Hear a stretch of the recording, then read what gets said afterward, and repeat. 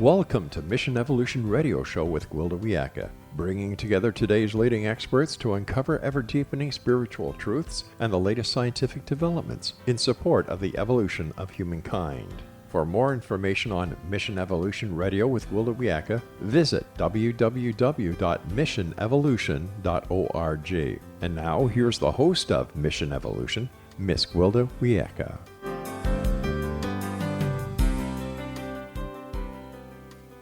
Hello, my visionary friends, and thank you for joining us on another exciting adventure into future possibilities. This is Mission Evolution, where we share innovative thoughts and information with today's leading experts, bringing evolutionary solutions to today's unique challenges. You, my treasured audience, are a very important part of this discussion. Email info@missionevolution.org with any comments or questions. We'll address them on the very next show. This hour will consider supporting health through the traumas of our times. Evolution, by its very nature, requires a departure from the status quo. Disruption of the norm results in chaos and upheaval. Upheaval is stressful and requires a certain amount of resilience to weather the transition from one structure to the next. I think we can all agree 2020 has been a year of disruption and chaos. The good news is the current disruption of the old, unwieldy structures is offering an amazing opportunity to build something new and sustainable. The challenge is staying healthy on all levels, physical, emotional, mental, and spiritual, through the somewhat traumatic process. With us this hour to explore the ways we can support ourselves and our families through this unprecedented process is Marcelle Pick. Marcelle is passionate about transforming the way women experience healthcare through an innovative approach. She's co-founder of the renowned Woman-to-Woman Healthcare Center and one of the first to be certified as a functional medicine practitioner. She holds a BS in nursing from the University of New Hampshire and an MS in nursing from Boston College, Harvard Medical School. Marcelle is the author of several books, including The Core Balanced Diet, Is It Me or My Hormones? And Is It Me or My Adrenals? Her website, marcellepick.com. Marcelle, on behalf of our listeners and myself, thanks for joining us on Mission Evolution. Absolutely. I'm delighted to be here. So, what is functional medicine? Great question. So the medicine of today, the conventional world as we call it, is always looking at problems that you're having and then making a decision about a diagnosis. The problem with that is then we're just treating the symptoms. In functional medicine, it's what we call a systems biology approach. We're looking at the cause of the cause. If somebody has fatigue, for example, we're going to be interested in certainly looking at regular blood work and thyroid tests. But if all that's normal, I'm going to be interested in looking at the mitochondria. What's perhaps preventing the mitochondria from producing the energy that it needs? Is it a nutrient deficiency? Is it a toxin such as mold or possibly Lyme? Or could it be connected? Can I back you up for just a second? For those of us that don't know, what's the mitochondria? Of course, it's the powerhouse of the cell. If we have a mitochondria that's not working properly, then we don't have the energy to be able to kind of do our day. And when we can't produce enough energy, you might be short of breath when you're going up a flight of stairs. You might notice that your get up and go is get up and gone. So we have to dig a little deeper to find out what is causing that problem. And it can be like if you have a plant and we have soil. If the soil is fantastic, the plant grows so well. If the soil starts to get depleted with nutrients or lack of water, then we have to really change what we do to the soil to make it healthier. Our bodies are no different. So we might be nutrient deficient. We might notice that we've had too much stress, which increases cortisol. That can produce a whole set of problems. So we're really needing to understand what created the issue to begin with. And when you dig deep into that, we can really, really get people well. So we don't have these huge numbers of people with chronic disease. We just have to uncover the problem. Unbury it. How did you become interested in the field? Oh, my goodness. So I grew up in Australia in the outback. And it was really part of kind of the way that I existed in Australia.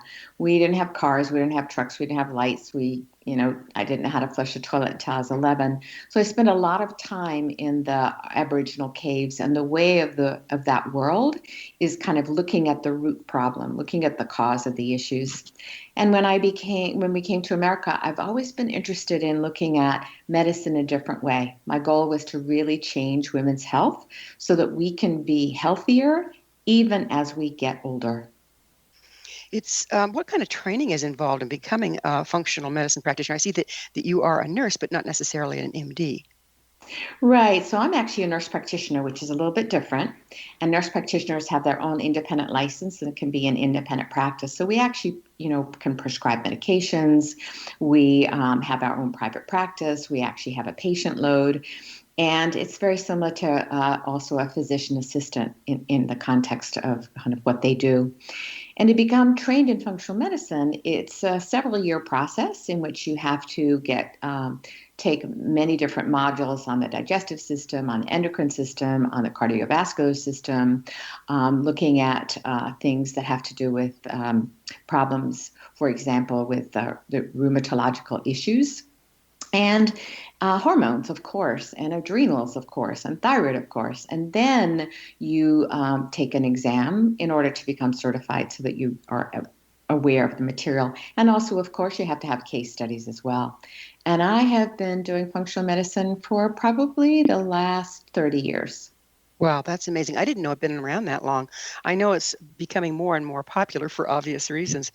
Are there any studies on its effectiveness versus the regular allopathic forms? Great question. So yes, there are large studies done. There was one actually that was published in one of the peer-reviewed journals looking at the Cleveland Clinic, which we have a very large clinic there in functional medicine, and they looked to see, was there a difference in terms of outcome of those that were treated with functional medicine versus those that were treated allopathically, and it was a hands down yes. Less medications, more of an ability to return to life, and less pain. So yes, there are studies consistently coming out that are showing pretty significant differences. And we know that in the United States, unfortunately, the amount of chronic disease that we have in this country is one of the leading problems in the world, actually, with chronic disease. And we've not been great about being able to tackle that issue because I think from my perspective, you need to know I'm biased. We're not looking at what happened. Why did that issue occur? If somebody has joint pain, is it arthritis or is it sometimes the inflammatory foods they're eating? Or is it perhaps related to the amount of stress that they have, which increases cortisol, which also increases inflammation? Right. So we've been faced with some unprecedented challenges of late. Would you mind listing the ones that you've seen? Oh my goodness.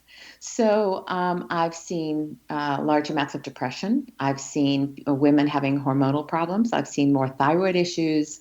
I've seen more digestive issues. I've seen people that are feeling totally overwhelmed. They don't know how to manage this. I've seen many people gain 15 to 20 pounds over the last several months. I've seen people come down with more really emotional issues than I've ever seen in my career. I've also seen much more of that happening in children. Children are starting to become more depressed because of the times and the lack of hope in their minds.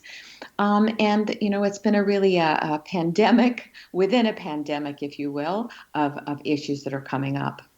Well, it's not just the pandemic, although goodness knows that's certainly enough, but we also have riots and social upheaval and fires, and the Right. list just goes on and on and on. And then on top of that, the effects of how we're trying to deal with it. I mean, our firefighters are stressed. Our people are looking at the planet going up in flames, and that's scary, and particularly for our children. Um, so, what is the impact of seeing all the riots and unrest having on our health? So the thing that we see the most is it's affecting our adrenals. And you're 100% right, Gwilda. It wasn't enough that we had the pandemic. Now we've got, fires that are on all the time that people are worried. And many of my contemporaries that live in California can't breathe. We also have the hurricanes, some of the areas that were hit twice. Then we also have the riots and the demonstrations. I think what's happened for many, many people is their sense of balance is completely off. Many parents are also now homeschooling, and they've never had to do that before. They're also trying to keep a job, and they're also fearful of what's happening planetarily. And the thing I see the most is people's moods are affected. They're feeling much more depressed. They have a sense of hopelessness. They're not paying as much attention to exercise and the food that they're eating, which is compromising their health even more. And their energy has gone down. They're not sleeping as well because they're fearful.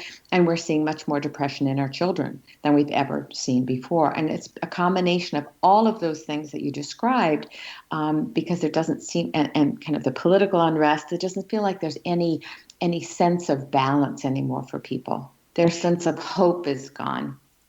It's a pretty traumatic time, and when the parents are stressed and upset, and the children are exposed to the parents more, their little worlds have been upended with school being closed down.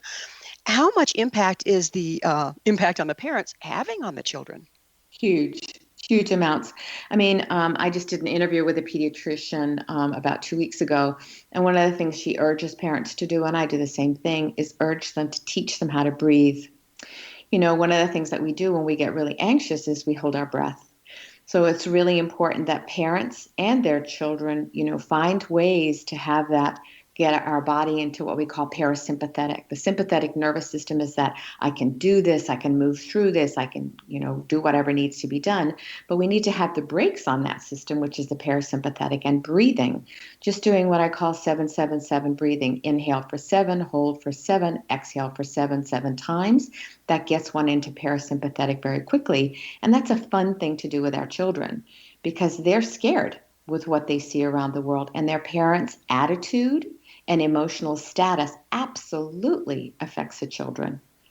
So it sounds like that we need to practice that 7-7-7 and then teach our children, because we do need to shift out of that place of panic, or we can't. The kids feel it. I mean, you don't have to say it, you don't have to express it, you can try to hide it, but they just pick it up.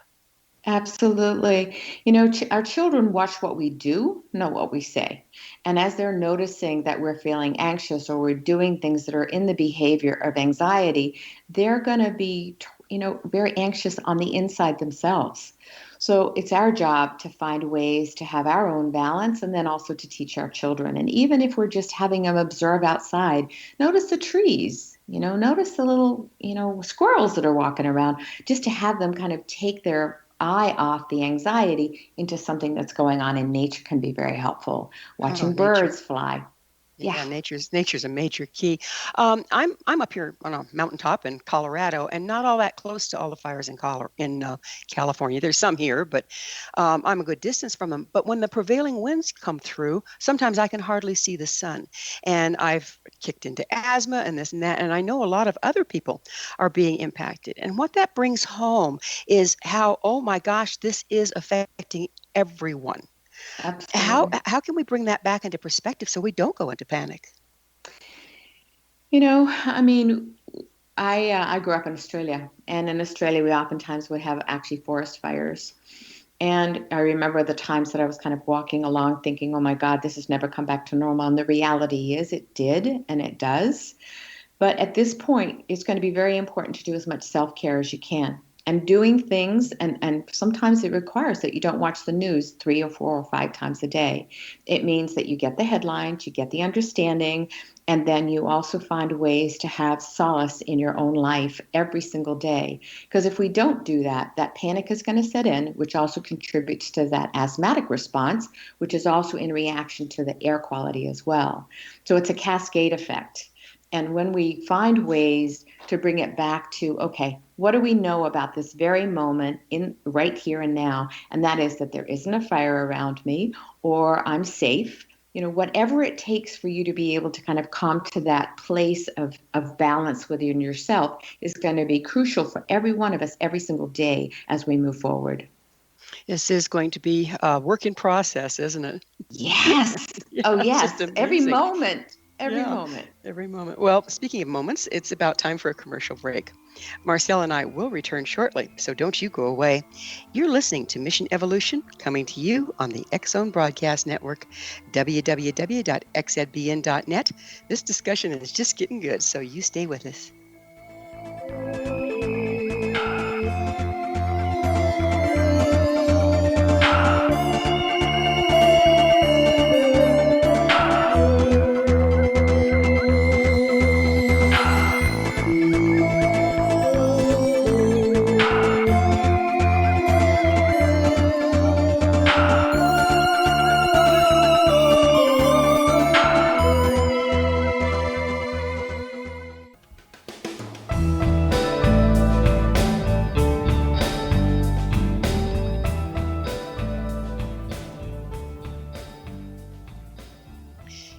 again. This is Mission Evolution, missionevolution.org, dedicated to unification and evolution of consciousness. To all our faithful and thoughtful listeners, we really value your opinion and would love to hear from you. What do you think about maintaining resilience during times of intense transition? Email me at info@missionevolution.org and let us know your take on the subject. This in from a member of our audience regarding the episode entitled The Evolutionary Power of Change and Disruption. DEM shares, "This episode is a must listen. It was full of great information on how to embrace change." Thanks, DEM.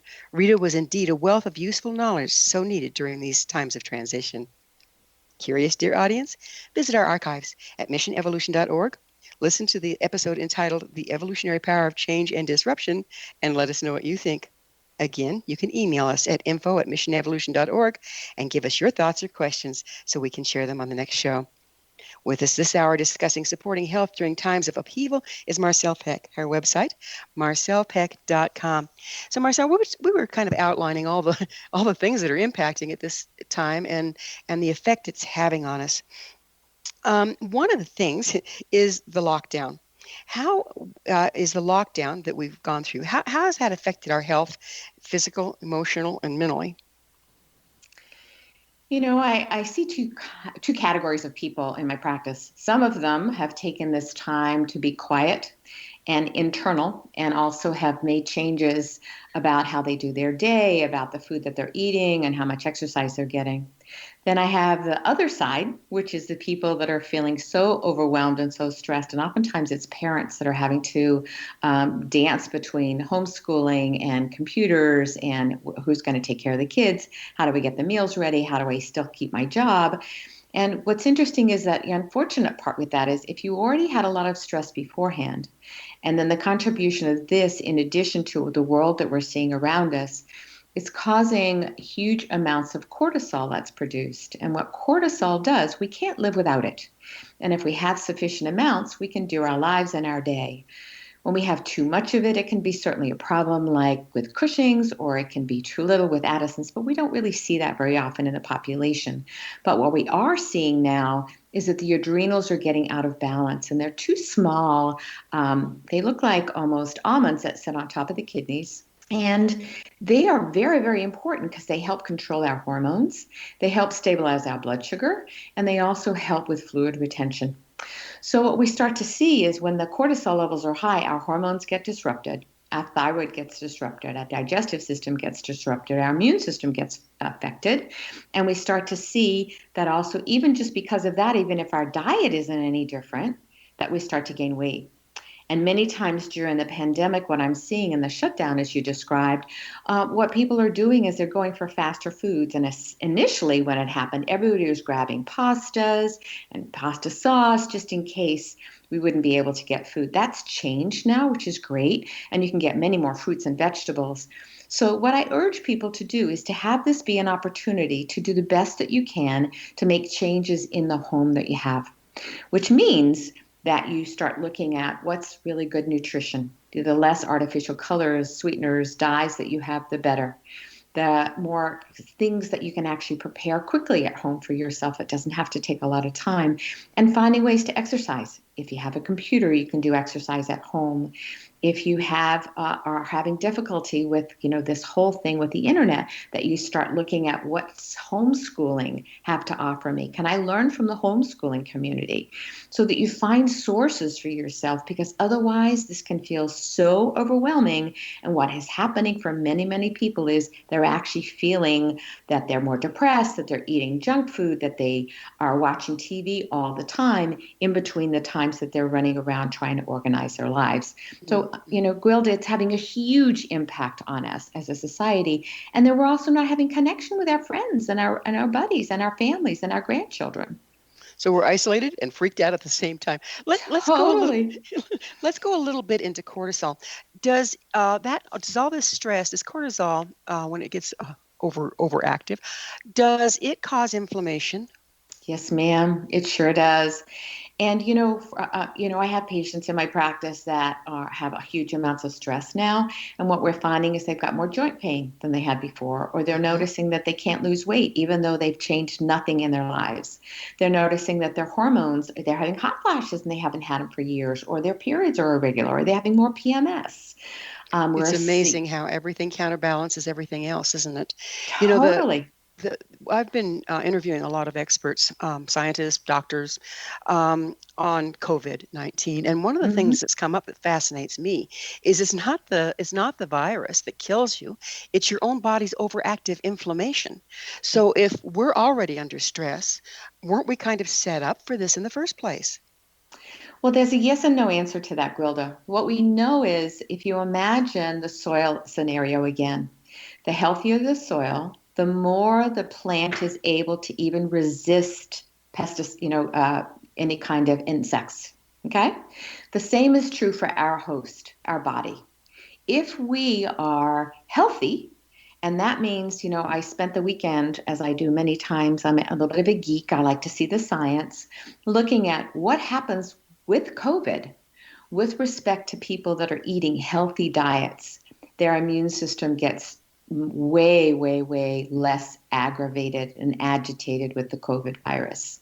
And that there's three types of responses with regards to the immune system. And that's what we are seeing with the people that get COVID is each person is a little bit different in terms of their outcome or their response with the blood clots, with the lungs, with the heart, with the neurological. But much of that, the beauty of what we are starting to know is much of that can be mitigated when we change our diet to less inflammatory foods.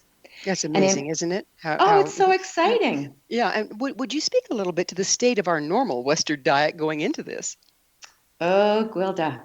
So there was a movie many years ago called Super Size Me, and it looked at if you did fast food for breakfast, lunch, and dinner, did it change your biochemistry in as little as 2 weeks? And the answer was yes, it did.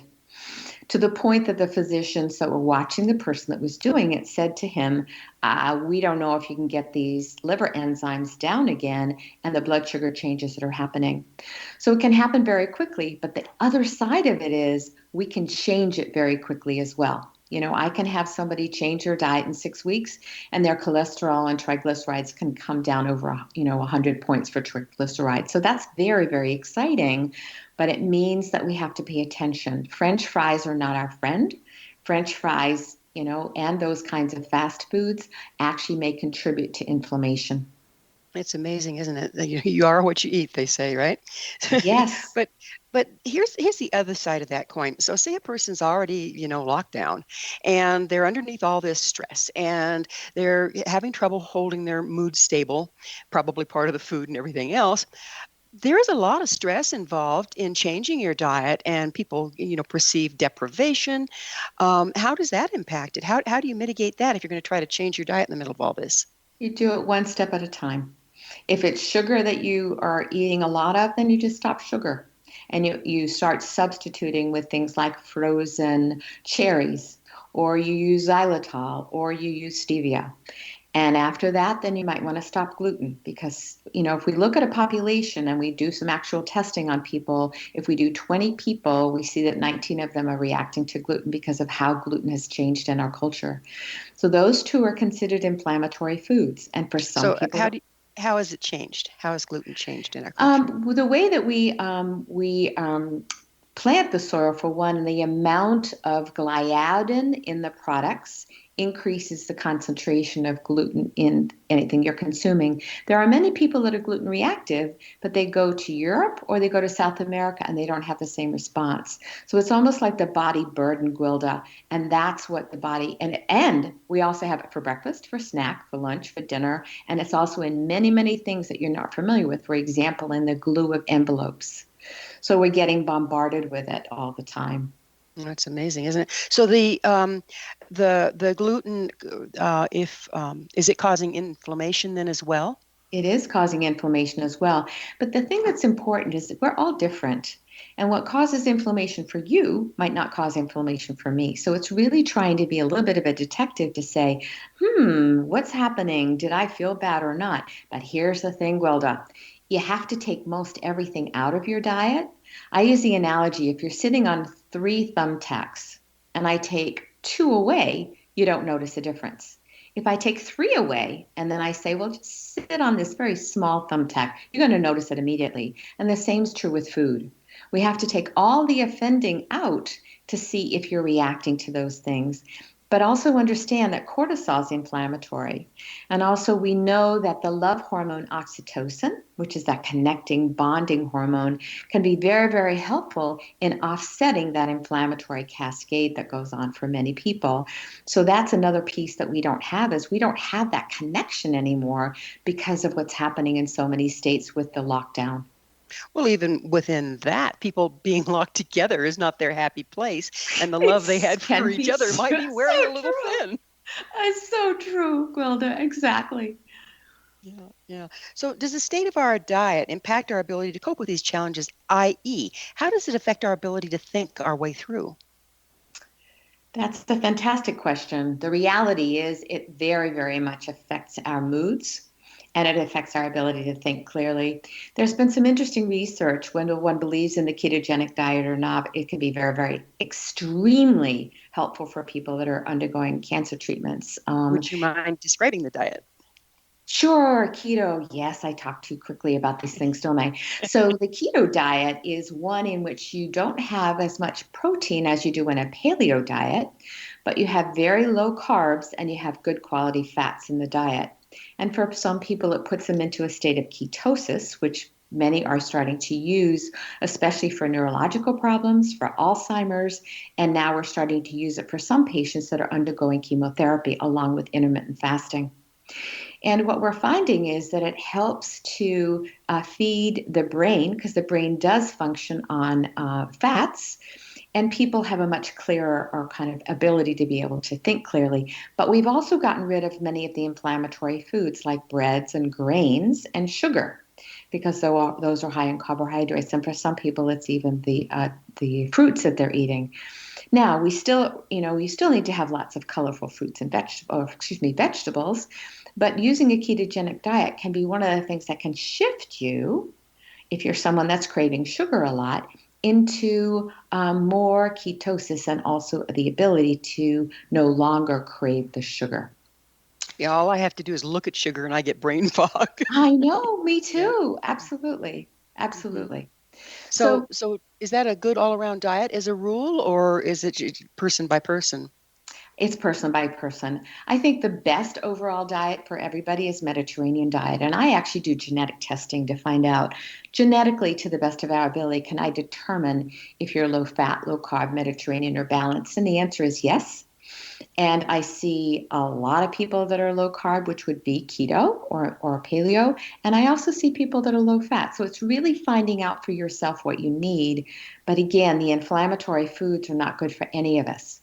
Vegetables, colored vegetables on your plate, the color of the rainbow is what you want to be thinking about when you look at your plate in the morning. So a bowl of cereal is kind of bland, doesn't have much color to it. So it's probably best to opt and perhaps for an omelet with, some red peppers and some green peppers and some, spinach, so that it's got lots of color on the plate.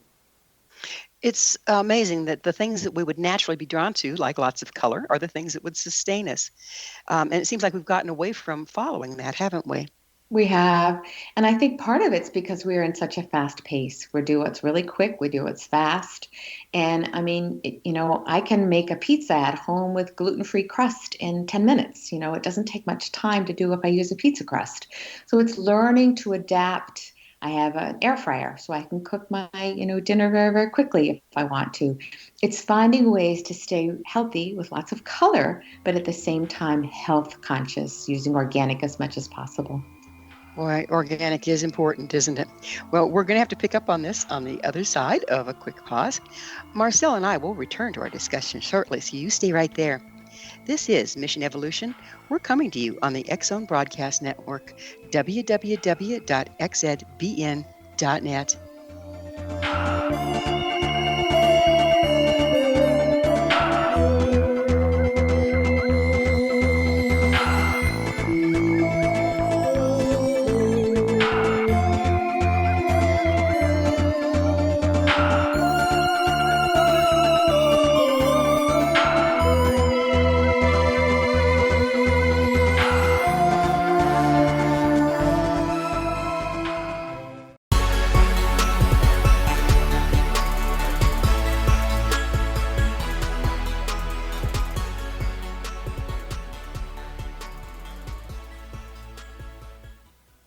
Welcome back. This is Mission Evolution.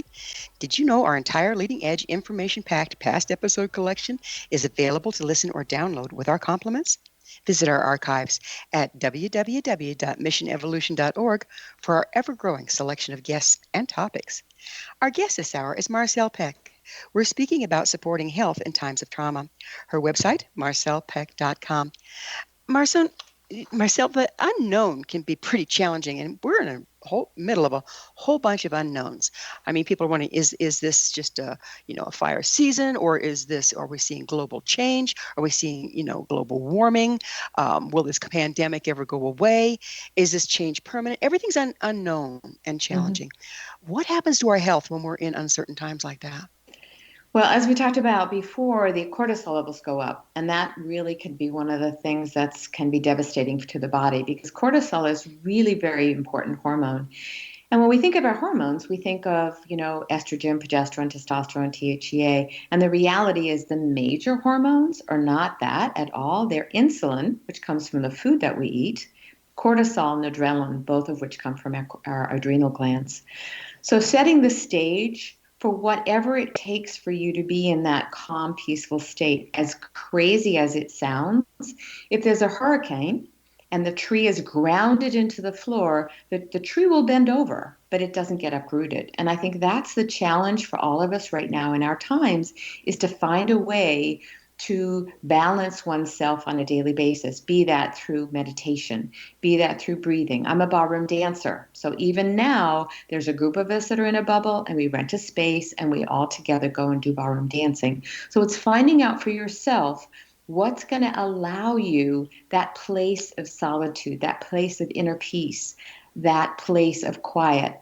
And, I have a spiritual teacher, and she said to me the other day, we've had thousands of years of ego that's been driving our world. It's time now for us to become heart-centered, and each of us needs to figure out what that means for us. So doing gratitude every day and being grateful for what you do have, the air that you're breathing, the roof over your head, the computer that you're using, your children, your family, whatever that takes, which gets us into the spiritual realm.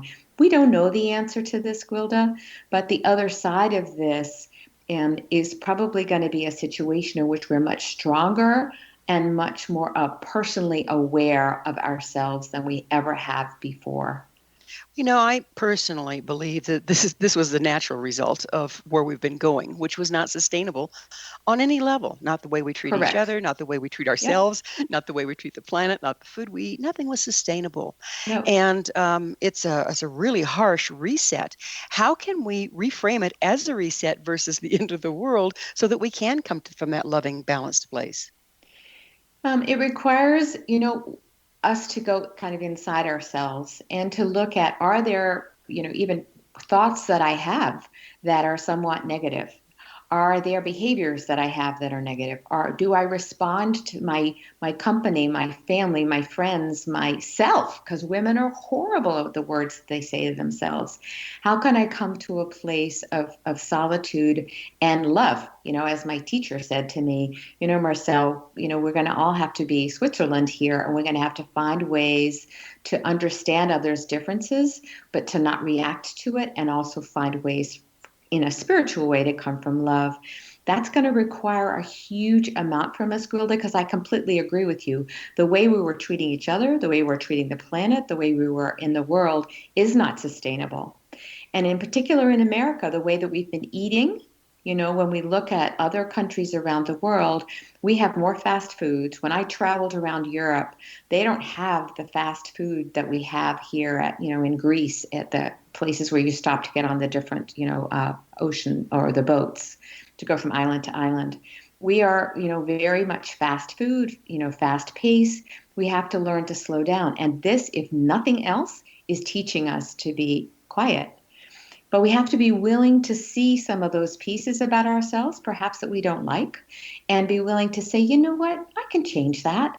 I didn't realize that might be, I'm snappy with my children, or I respond in that way. What do I need to do to change that? Some of that, unfortunately, is going to come from cortisol. So it's going to require us, it's like this vicious cycle, to be more centered about who we are and how we think and how we are in the world and how we eat and how we take care of ourselves. Haven't we used this fast-paced, busy, busy, busy to keep from looking too closely at the things that we just as soon not see? And now we're sitting with it. It's in our face. How much is this having to do with people's angst? Huge amounts. I've said for years in several of the books that I've written, if we don't deal with our story will deal with us. And what that means is if you were anxious as a child, if you had some things going on at home, I don't know if anyone's ever talked with you about the ACE study that was done in 1998. Looking at if you had adverse events in your childhood, and many, many of us did, of course, from feeling unloved as a child to having a parent that died to having parents that divorced to having a parent that was alcoholic to certainly physical and emotional abuse. If you had a score on their questionnaire of 1 to 10, if you had a score of 4 or more, your chances of having an addiction are 165% higher. Your chances of heart disease, lung disease, cancer were 150 plus percent higher. So we know that what we carry inside us affects our biochemistry. And now in 2020, we have more studies than we've ever had in the history of medicine showing the connection between our inner stress and our biochemical changes that occur that contribute to cancer, that contribute to lung disease, heart disease, and so on. So your point is so well taken that if we are not willing to take a look inside and to be loving with ourselves and say, wow, I never realized that was a problem. And sometimes we need to have a mentor or a coach or perhaps even a therapist, not tell us what's wrong, because that's not what they do, but guide us into, did you notice that this is something that you do? That's how we begin to change and do it from a place of love for ourselves and those around us. Because if we sit on it, that's when the wake-up call happens, and it's not oftentimes pretty. Yeah, that's the truth. Right now, when experts don't even know the facts, people tend to make up their own and polarize against all others. How does extreme polarization impact us? And, in an election year too, how does extreme polarization impact our health? Hugely. And again, the thing that it does is it causes that cortisol to go up. So there are many times if you have high cortisol at night, you can't sleep. And when you can't sleep, if you're driving, your behavior is similar to somebody that's had too much alcohol. And you can't think clearly, and it changes the biochemistry of your body, and your hormones get dysregulated, and you have fluid retention that you never had before. So it's got huge impacts. So again, it comes back down to, do I have a spiritual connection? Is there a place I can go to gain hope back? Because you're absolutely right. Even in medicine, Gwilda, I read all the articles. I did a Facebook Live for 3.5 months on what we know about COVID, and it changed from day to day, from moment to moment, and it's very confusing because you don't know what to believe. So I urge people to even sometimes take a technology, break, or even, that they do fasting from it for a little while, just to say, can I just get to a place of calm for myself? What do we know to be absolutely true? And that's going to be a little bit different for each person. If you live in California, you're going to have a lot of smoke around. You live in Maine, we didn't even really notice it very much here at all. But there's other types of reality that are going on. So it's getting honest with yourself and getting honest with what you know to be absolutely true. Now, the fear also of what's going on around us also makes it much harder for us because fear changes our biochemistry. So it's perhaps using some, natural oils, essential oils, or it's using other nutrients that we can use to really help calm the adrenal system so that our body's not in fight flight all the time. Because when it's in fight flight, our anxiety is going to be off the roof, as is it's going to happen for our children as well. And we can't think. We're coming from the back brain, which is just fight, flight, or aggression. Exactly. And I don't know of any problems that were ever solved from there. Do you? None. And again, that's why the concept of my spiritual teacher, it doesn't come from ego and it doesn't come from conflict. It comes from heart. Being willing to listen to the other side without getting angry or feisty, and then being able to have a conversation in terms of opinion or, how do we come to a decision? How do we come to a balance here? That's happening and is going to need to happen. It's the more feminine perspective, if you will, about how do we kind of understand even the medical pieces, should we wear masks? Should we not wear masks? Well, I think it's been pretty well clear and proven that we do need to wear masks. But, within the context of that, it's less fear that all of us need to be mindful of so that we're not always shunning people. I run in the morning and, people are shunning me as I'm going by as far apart as I can be. That's not going to help us be more united as a culture. It's interesting. It's even the mask or not to mask issue has become a cause for polarization. I know. I was wearing a know. mask the other day because I had to go to the doctor's office. And when I was walking up to the doctor's office, someone said, "What are you afraid of?" I went, "Stupidity, maybe." Right. It's just, it doesn't hurt you to wear one. But people are so, I think, challenged at this time that they tend to polarize because they're not coming from the front brain. And so I love what you're saying about how we have to really come from heart and from logic and from compassion to counteract this thing. What's the first step we can take to really start doing that? A lot of that's going to be making sure that the thoughts that you have are coming from the frontal part of the brain, not the reactive part of the brain. That's the amygdala. And the amygdala is the response that we had as children usually. It's, fight, you can't take my space over, that is never going to get us where we need to get to. So it takes practice, Gwilda. You have to be able to kind of acknowledge, oh, that's an immediate response. That's kind of a reactive response. What do I know to be true? What do I know to be reality in this particular situation? That's what all of us have to practice every single day. Every single moment, really. Every moment. It seems like there's so much angst out there that it's kind of imbuing the entire atmosphere, and you have to really be mindful to see through it.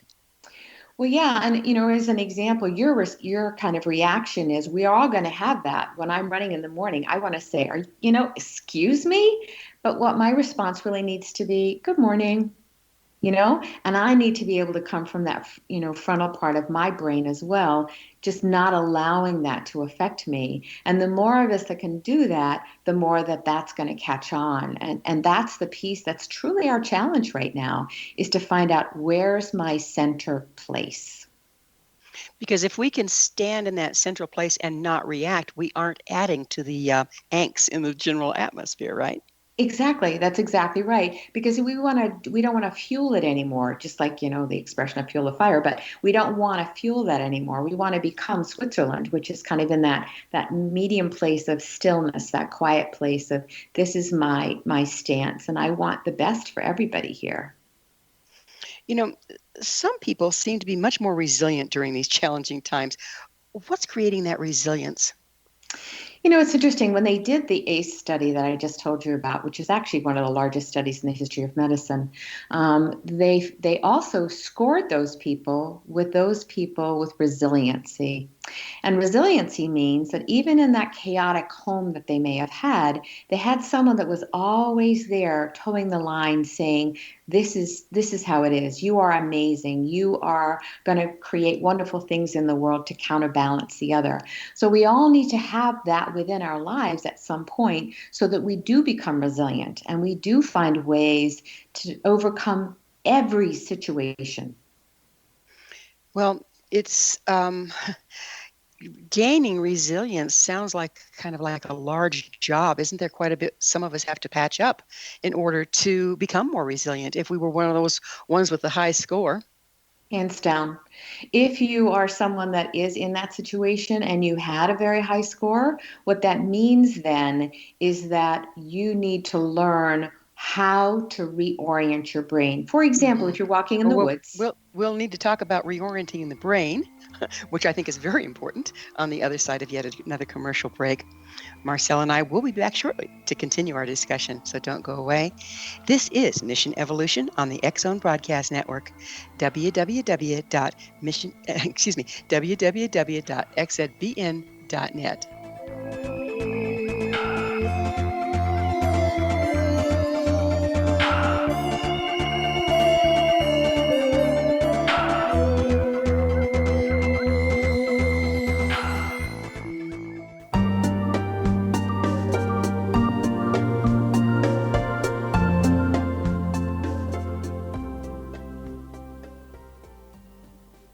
Welcome back. This is Mission Evolution, bringing together gifted people of service to the world.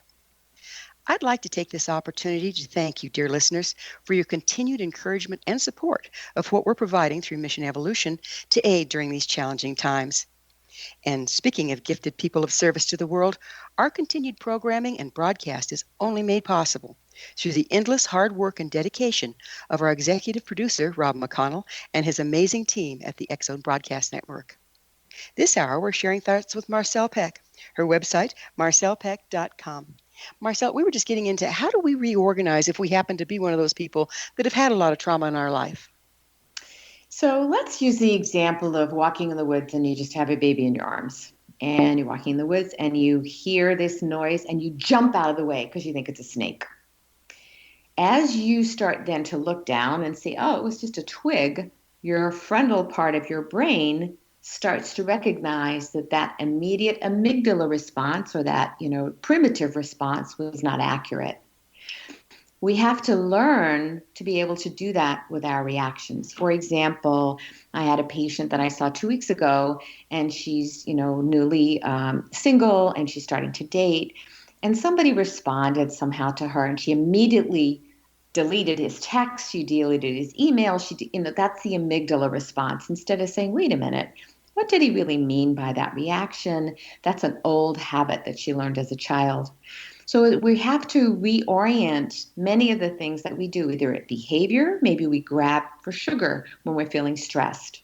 So we have to really ask ourselves the question, what am I really stressed about? Is sugar going to really make it better? Because sugar doesn't make it better. It usually makes us feel tired, and it allows us to forget the situation that caused the problem to begin with, for sure, but it doesn't really take care of the problem. So it's basically it's a drug. It's a drug. Yeah. It is a drug for us. So are many people that overeat and use food for comfort. But whatever the substance is that we're doing that's not really impacting how we can change our lives, we have to change that. And it takes baby steps. It takes, inner work on your part, either with someone, yourself. It might be journaling. It might be doing gratitude. It might be going outside with your feet planted on the earth and learning how to stay connected to the planet. Everybody's a little bit different about how they get there. But when you're ready, and there's so much on the internet now that you can really learn. There's workshops, there's webinars, there's, courses you can take to start to really understand, am I responding from my primitive brain? Or is this really the frontal part of my brain, the neocortex? Because that's also what's going to trigger fear. Is the fear a reality? I like that word trigger, because what you're talking about is being triggered out of the front brain into the back brain by an incident in the present that relates to an event in the past. Would you go into that a little more for us? Be glad to. So if we as children, let's say we grew up, I don't know, with a parent that was very controlling, or would a better example, a parent that didn't say anything, but if looks could kill you, would have been dead. Okay, that was my story with my dad. So as you grow up, what you start to do then is you become very precocious in scenarios around you, and you're kind of watching for that behavior, expecting that behavior to have the same consequences. And that isn't always true, but it's my immediate amygdala response until I've gotten old enough to be able to say, no, that's not the case here. That's not at all where he's coming from. But we do that in every way in our lives. So it's becoming more informational about your immediate innate responses and starting to guide them in a different way. For example, my patient, starting to ask the questions instead of, wiping him off every type of communication, starting to say, wait a minute, when you said that, did you mean that? Because the immediate response was the amygdala response, the primitive, the little girl response instead of the adult response. It seems like right now we're being triggered left and right. We are. And what's a red flag so we can actually tell when we're triggered? You can actually feel it physically. If you're willing to kind of listen to your body, you might get red cheeks. You might feel just, this rage come up, this anger come up, this emotion come up. If the reaction is, I use my hands to describe this, the reaction should be kind of in proportion to the situation. If the reaction is so overboard, you know that you're being triggered by something else, and it isn't just about the present day situation. For example, just use my example. So if I then had a boss that behaved in the same way as my father did, that I'm going to be triggered all the time because he's, not somebody who talks very much. He, might have some emotions inside that he doesn't really let go of. So I'm going to not just be reacting to him, I'm going to be reacting to my own story. And that's what I meant when I said, if you don't deal with your story will deal with you. It becomes your life and its history. It becomes your life and your history moving forward. Absolutely. And we know now that it changes our biochemistry. So it changes the inflammation markers. It changes the choices that we make in jobs and relationships. It changes how our hormones work, how our thyroid works, how our digestive system works. It's connected to every single organ system in the body and our heart. So is it kind of like a time machine? You're going along, you're in the front brain, everything's going cool, and something triggers you. Are you all of a sudden thrown back into the physiological response at the time of the trauma? You absolutely can be, yes. So the point is that the sooner you're able to move out of that and go, oh God, that was yesterday, and you can learn how to do that, the faster you're not going to have a physical response. So you might have immediate reaction of you get a little bit short of breath or you just get lang, and then you just go, oh, no, that wasn't a snake. That was just a piece of wood. And then you're able to kind of come back into balance again. And the more you practice that, the easier it gets, and the less likely it is you're going to be triggered in the same way. Yes, the other thing is with your neuroplasticity, if wherever you spend the most time, you actually develop muscles there. So the back brain, if you live there, it becomes more developed and it's your default place. Where if you start making those corrections, you start building the strength in the front brain, and it's easier to get back there. Hands down. And we know that people with chronic disease or chronic pain, if they don't learn to change those neural pathways, it continues to go down that same pathway. It's never going to get better. I'm never going to get better. I don't feel well.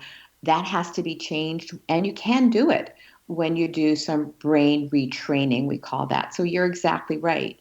And we can all do it. It's just understanding that we have the most amazing ability right now to heal as humans.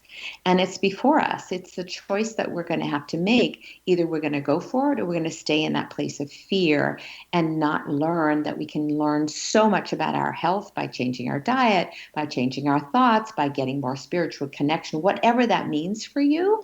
And being outside, being connected to nature, exercising your body and loving yourself in a way that we've not, especially women, have not done. Well, it's amazing the times we're in, and they are volatile.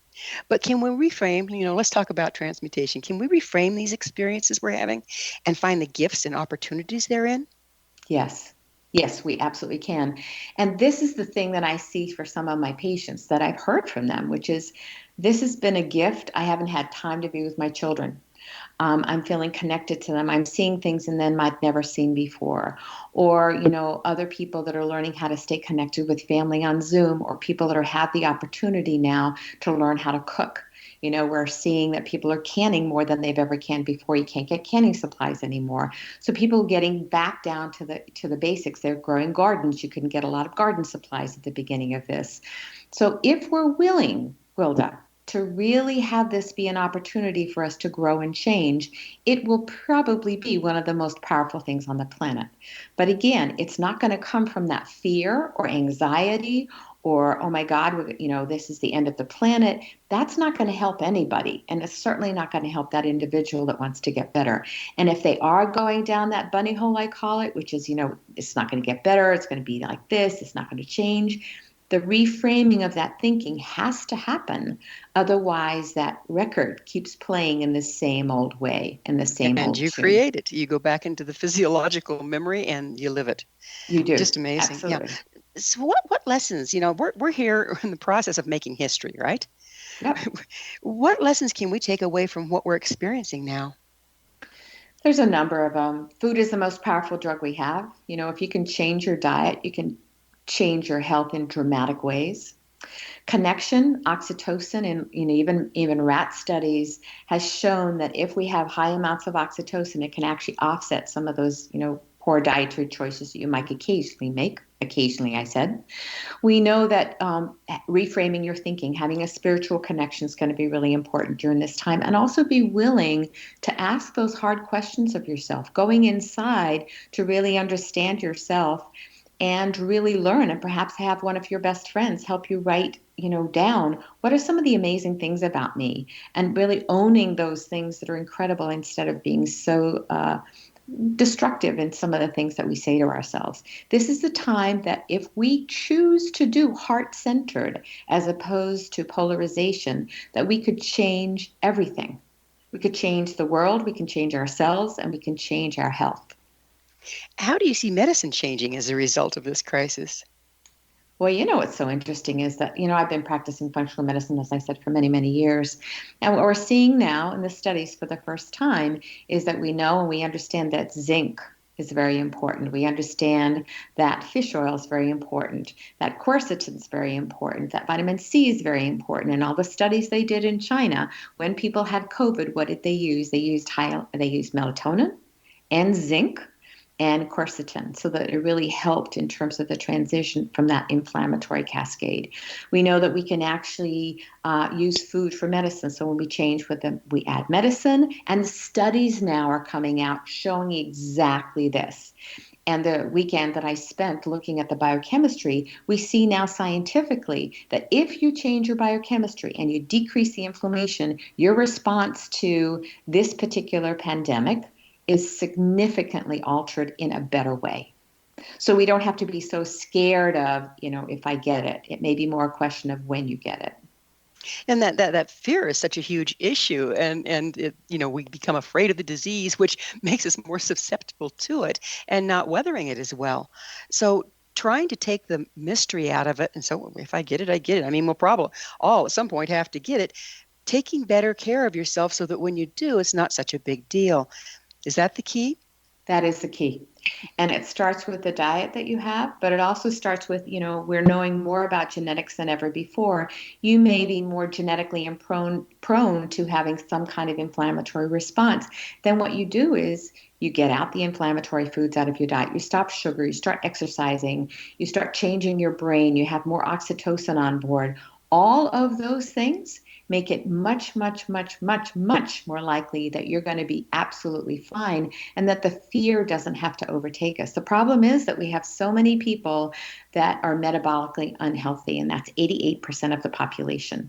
And those people oftentimes have multiple medications that they're on, and also, many other particular health issues that are, we call it comorbidities, that are contributing to their reactions when they get the virus. Just amazing. So we're about to run out of time here. Where can people find out more about what your tools, your books, and all the services that you offer? Well, they can go to my website. It's marcellepick.com, and I have over 1,400 articles there on all the health issues we described. I have 3 books, Is It Me or My Hormones, Is It Me or My Adrenals, and The Core Balance Diet, all through Hay House, and they can get them on Amazon. And I also have the Women's Transformation Center, which is a weight loss program that's extremely successful for people that takes out many of the inflammatory foods, and most of my patients lose about 20 pounds in 6 weeks.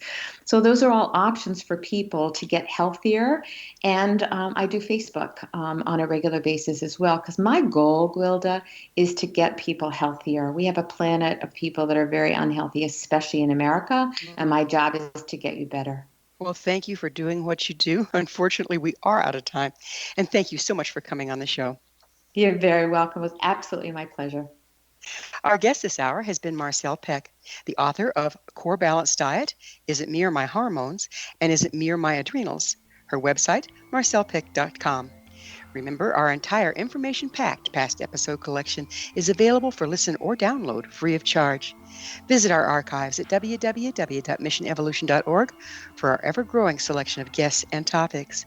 This has been Mission Evolution with Gwilda Wiyaka on the X-Zone Broadcast Network, www.xzbn.net. Join us next time as this mission continues, bringing vital information, resources, and support to our evolving world.